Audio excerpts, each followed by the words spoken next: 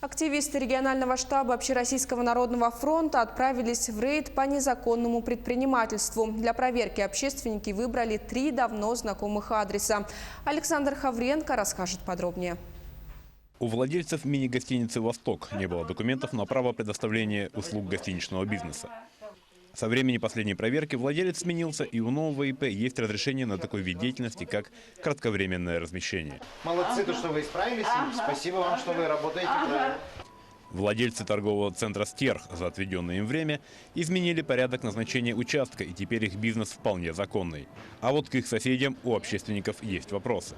Находящийся за нами магазин, но сейчас он, правда, закрыт уже, имеет статус спортивного зала. То есть, это магазин. С правой стороны от нас находится рихтовочный цех. Это ИЖС. Чуть рядышком находится оптовый магазин продуктами питания. Это тоже ИЖС.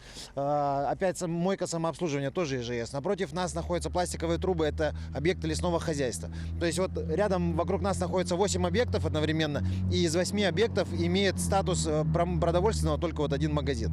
Автосервис на улице 50 лет Советской армии имеет целый ряд нарушений. Во-первых, сервис, оказывающий коммерческие услуги, расположен на участке, предназначенном под ИЖС.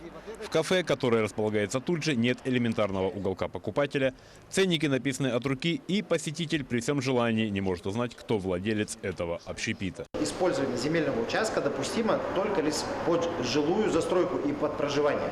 Вот это я не уточнял, я не смотрел. А у вас, получается, ведется предпринимательская деятельность. Да. То есть вы торгуете и ремонтируете машины на земельном участке, который для этого не предназначен. На этом адресе мы были 3 года назад.